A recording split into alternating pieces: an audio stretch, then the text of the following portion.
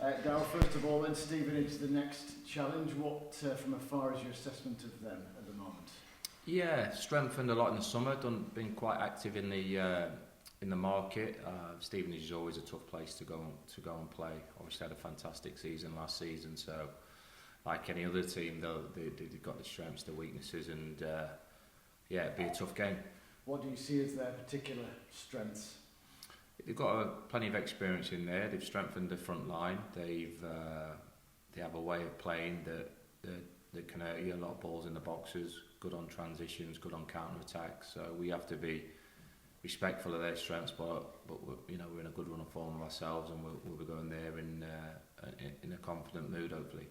And we've got the transfer window stuff out of the way. The squad is what the squad is. A great win last weekend. So what do you see as the next stage in this team's evolution? Consistency. I think most managers up and down the country will be asking for that. Now we've got to get those connections built on the football pitch. I think it's been a decent start. Window's shut now. We've got our squad, and we're working hard with the boys. The boys that aren't in the squad or on the bench, they're doing plenty of work and extra work, and making sure that we keep their fitness levels up for when opportunities does arise. Extra work, such as what are you trying to get them to do, or what are they doing? Yeah, listen, you're always when you're not playing regularly, you're always catching your high speed distances, your sprints. We had an in-house game the other day against the 21 60-minute multi-ball ball in play, those sort of things where you're getting them to hit what they'll be hitting even more so in games. So working very hard with that, and obviously working with the game plans, working on towards Stevenage with the lads that'll be starting. So it's been a bit of a mixed group week, lads catching up with fitness levels. Who won that then? Who's the fastest sprinter?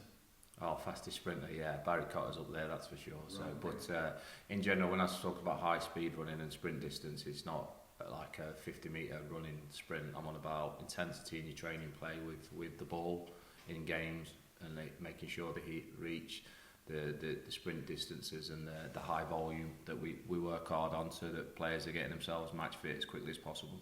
We obviously talk to managers and coaches such as yourself about the the kind of grey areas of transfer windows. Do players seem more relaxed when the bell shuts because they know where they're going to be for at least 6 months then?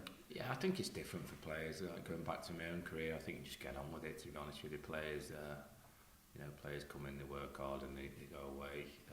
Obviously agents they've all got agents nowadays and whatnot, so I don't see any sort of relief in the players, to be honest with you. They just get on with their day-to-day jobs as they should do, the professional athlete, so that's what they need to concentrate on. You've set your stall out as a manager that makes big decisions within games. The Pines sub last week being case in point. Is that something that the players just have to get on with, you accept it, or do you kind of pre-warn the squad, look guys, at times I'm just going to do this, you're going to have to deal with it in the moment? Yeah, clarity is always key. I made, when my group's together, and I've had conversations with the group and explained how I work as a manager and how I like to go about things, so clarity is key on that. It's the way I see the game. My job's to try and get results. I don't always get it right, but that's my job. Players' jobs is to be professional, day in, day out, and making sure that they're fit to be able to make those changes. And it's pleasing that I've got an adaptable squad. Donovan's been excellent for me. It's just a little tweak. He's well in contention to start Saturday, Donovan. So it's been fantastic since I've been at the club, and it's not personal. It's never personal. It's just the way I see the games sort of panning out that might give us a slight advantage on a tactical tweak. Because it's a difficult sell, isn't it? No player's going to want to get taken off, but everybody's first response will be, oh, the manager doesn't think I'm playing well. So it's important they know where they stand. Yeah, very much so, but I've always stressed whenever I've been all at my previous clubs, it's not about individuals, it's about the club, it's about the whole squad. I can't be dealing with how can I put it, egos and pride. Yeah, of course, as a player, you don't want to be brought off. I understand that. I understand the frustrations of that, but it's not about the individual. It's about us getting results, and that clarity has been made clear from day one of how I work and how I go about things. And I have given players opportunities if they can't handle that, if they don't like that sort of way of working. Which, to be honest with you, it's a modern day game. You look at the modern day game now, there's changes every week in teams, starting lineups every day. That's the modern day. Players aren't going to play week in, week out. That's the fact of football now. And you know, if they wasn't happy, they can let me know and we can move them on. It's as simple as that, to be honest with you. But what I will say is we've got a real good spirit in the group. They understand that. The togetherness in the camp is very, very good. Do I want players wanting to play every minute? Yes, I do. Do I want players frustrated if they're not in the team? Yes. You know, I want them caring. I want them to be in the team. And I want them fighting hard to get in the team. But that's without stepping over the line of professionalism and sulking and being energy zappers around the place, which I can't tolerate. Good to see Josh Benson play some football. How big a next few months is it for him? Because the lad has just had a nightmare time with injuries. Yeah, I think we all know with Josh, he's a talented player. We've got to get him through a sustained period of time where he's not breaking down.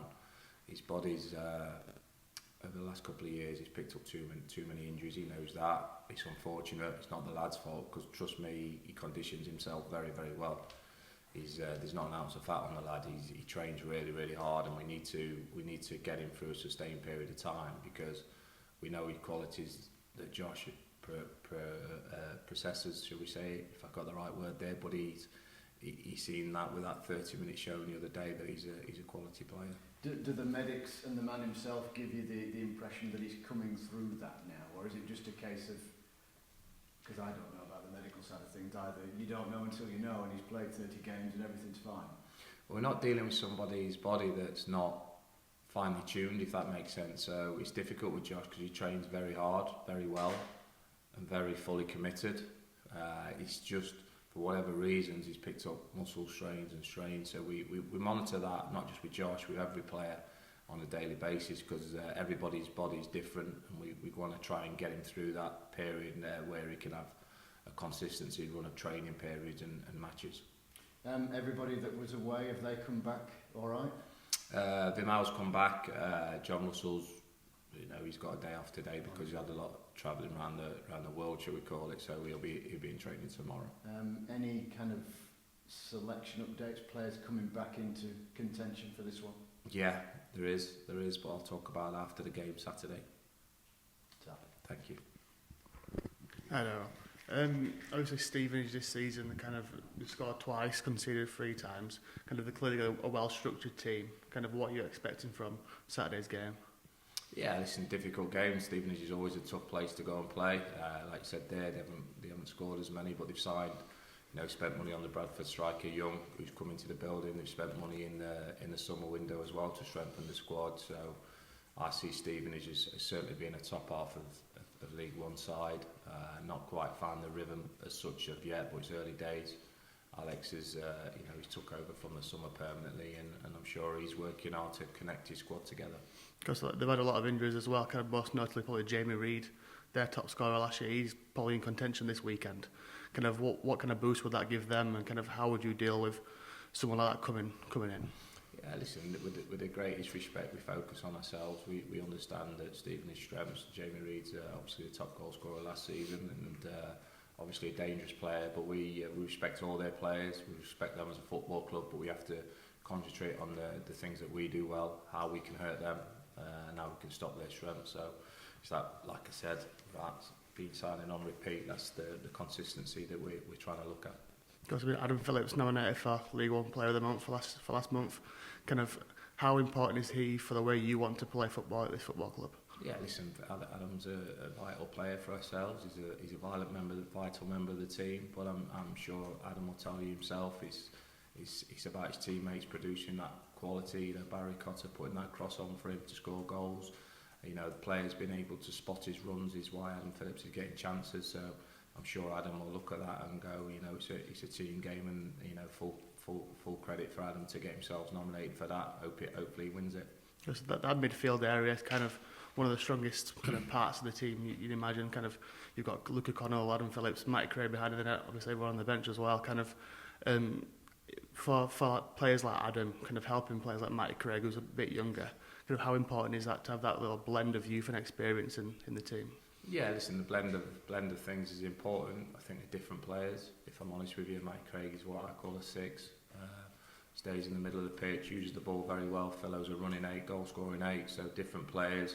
I think it's more about the balance of that midfield. We've got Luca Connell, who has that quality, got a great left foot, can open teams up, high up on the dangerous balls in the final third. So the balance of the midfield at the minute is good with those three, and the competition for places is very high in that area of the pitch.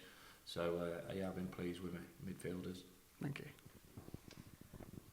Hi Darrell, just a bit more on that midfield and the balance. I mean, you mentioned Matty as the 6. How important is he to giving the others the freedom, that Adam's been able to score goals? Obviously Davis was very attacking the other week as well. That must be a key position, and you must be delighted to have got a player of Matty's quality to play in there. Yeah, it was something I looked at through the summer and last season's games, where I thought we was a little bit open at times through the middle of the pitch. We had a strong midfield last season with Luca, Herbie Kane and Adam Phillips as a consistent, which is a real good midfield 3, by the way. But I think it lacked a little bit of balance in there, and a little bit we seemed to get countered a lot last season through the middle of our pitch where we gave loose balls away. So Matty Craig gives me a different type of player that we had, and he's done very well. He's growing. He's only a young lad. Careful not to put too much responsibility on the lad's shoulders, but he's the reason why we've brought him in to balance out our midfield. And I guess the same with John Russell when he plays there. They're both players. Maybe back in the day, your defensive midfielder was just all about winning the ball. They're both very good in possession as well, and I guess that's important as well, that your 6 is able to. Yeah, it is, but for me, the modern day 6 has to do it all. Has to be able to use the ball and be defensively minded in the right positions at the right time to cut out the transitions, to cut out the counter attacks, and I think Matty does that very well. In terms of the defensive change you made in the last game, moving Mark Roberts inside, is that something you might look at more often? He obviously brings a lot of experience to the Well, if you'd have looked at the teams over the last 8-9 games, which you obviously haven't, you'll see that the back line's changed, the balance. Sometimes I've gone with Mark in the middle, Donovan in the middle, Mark Roberts been on the bench at Crawley. I've changed changed it for various reasons tactically. It gives me good options, physicality-wise, height-wise. Robbo and Donovan are obviously massive for us defending set pieces and attacking set pieces. Donovan's got goals. Robbo looks like he's scoring goals, and he's just getting the balance right of our back line at the right time for right games. Fair enough. So is that like other elements of the team a real horses for courses thing, as you mentioned to Gids before? Do you look a lot at the opposition's strengths in deciding how the makeup of that line is? Yeah, I do, and I look at the opposition we're playing, what we need to do that. For example, if we've got a really quick number 9, Donovan's very pacey. He can handle 1v1 defending at the back. That means we can be aggressive on the press, aggressive to be able to get in there, them high up the pitch. So there's always different tactical elements of the game, and the back line. I've got some good players in the back line that gives me different options. And you've obviously got a very high profile game coming up after this. I know managers always like to talk about one game at a time, but you'll have probably been in that position as a player where sometimes players can get distracted.